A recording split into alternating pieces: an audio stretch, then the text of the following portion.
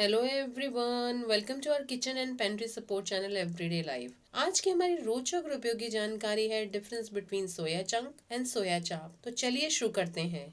आज सबसे पहले ये सोया चंक जो मुख्यतः सोयाबीन की बड़ियां हैं, परंतु इनको बनाने का तरीका भारतीय परंपरागत दाल, पेठा और कद्दू से बनने वाली बड़ियों से थोड़ा भिन्न होता है। इन बड़ियों को सोयाबीन से तेल निकालने के बाद बचे हुए उत्पाद से बनाया जाता है। सरल शब्दों में कहें तो तेल निकालने के बाद जो सोया केक या वेस्ट प्रोडक्ट या कचरा बचता है, उसे मशीनों द्वारा बढ़िया बना सुखा लिया जाता है। विदेशों में अक्सर बचे हुए सोया केक को जानवरों के चारे में उपयोग में लाया जाता है।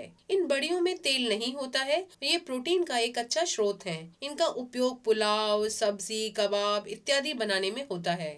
आज दूसरा है ये सोया चाप। इसमें 65% सोयाबीन का आटा तथा बचा हुआ भाग मैदा उपयोग में लाया जाता है ताकि ये इकट्ठा या बाइंड हो सके। दोनों आटे को मिला इनको गूंथा जाता है, फिर इस तरह की डंडी में लपेट उबाल कर फ्रीज कर लिया जाता है। इस तरह के चाप के सस्ते विकल्प में सोयाबीन के आटे की मात्रा थोड़ी कम हो जाती है और कई बार तो इसे सिर्फ मैदे से ही बना लिया जाता है। इसे तरी, चाट, तले रूप में परोसा जाता है। ये शाकाहारी भोज या दावत में स्टार्टर से लेकर मेन कोर्स का हिस्सा होता है।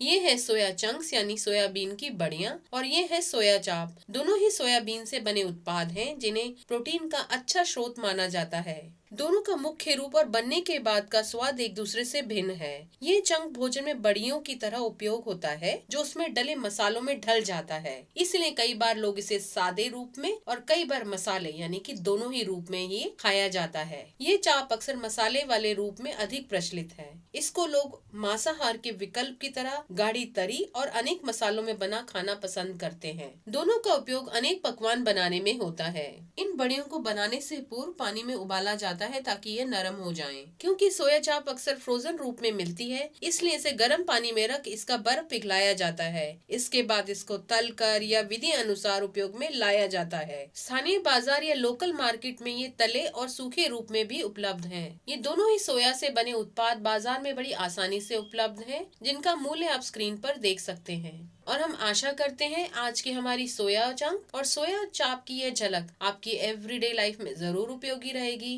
Thanks for watching and keep enjoying our everyday life.